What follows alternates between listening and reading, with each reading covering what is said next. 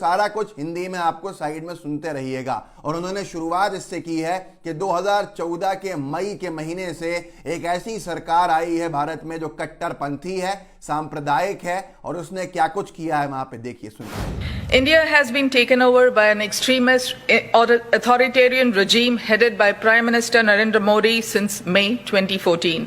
Attempts are on to cover up the extreme degradation of the country and its democratic institutions under Modi to ensure that the international community as well as the Indian diaspora in the US keep the focus away from all that is wrong in the country. Right-wing Hindu groups in the US supporting Modi are not only infiltrating US politics at every level, including the Congress and the Senate, they are also striving to gain acceptance from the Hindu culture to keep up of the facade of all is well. As a born Hindu myself, living in the US, I feel compelled to reveal the larger game plan of not just the Indian government under Modi, but also its supporters here in the US. Prime Minister Modi is a product of the RSS, a right-wing paramilitary group inspired by the Nazis. The international wing of the RSS, the HSS, and its allies, including the World Hindu Council of America, Hindu American Foundation, Hindu Students Council, operating in several US universities supposedly to celebrate Hindu culture, are doing exactly the opposite. Modi and his ministers are using Hinduism to spread extreme hate against the minorities, whether it's Muslims, Christians, Sikhs, or Dalits. The hate is being perpetrated to enable his government to get away with mass-scale corruption and looting. 50 million Indians have been pushed into poverty since the COVID crisis, and the Modi government has no answer for them. Modi and his supporters propagate the Hindutva philosophy, which is nothing but saffron terror group not related to Hinduism at all.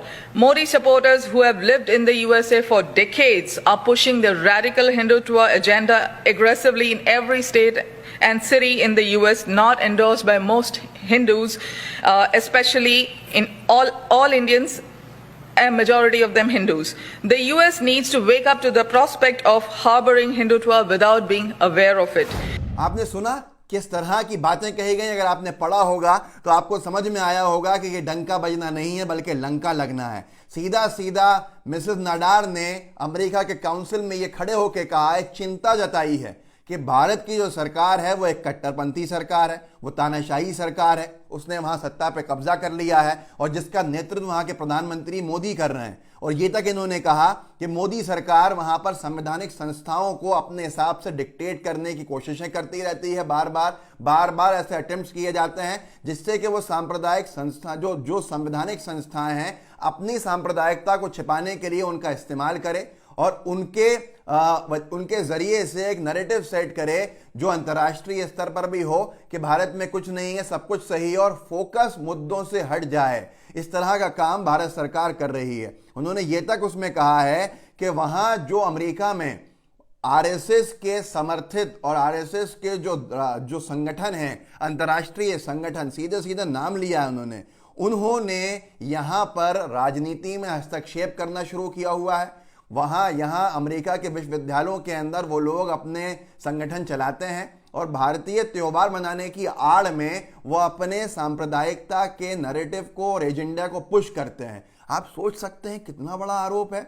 और यहां तक के आरोप लगाया नरेंद्र मोदी जी को लेकर कि मोदी जी और मोदी जी की सरकार सीधे सीधे तौर के ऊपर धर्म के नाम पर सांप्रदायिकता फैलाने का काम करती है, नफरतें फैलाती है। वहां के अल्पसंख्यकों के खिलाफ सिर्फ और सिर्फ मुसलमान नहीं बल्कि ईसाई, सिख, सब लोगों के खिलाफ ये सांप्रदायिकता का माहौल बनाते हैं ताकि ये भ्रष्टाचार कर सकें और भारत में ये लूट मचा सकें जो इनके मंत्री कर रहे हैं। आप सोचिए, इतिहास में कभी किसी सरकार को लेकर अमेरिका के अंदर ये बातें कही गई होंगी?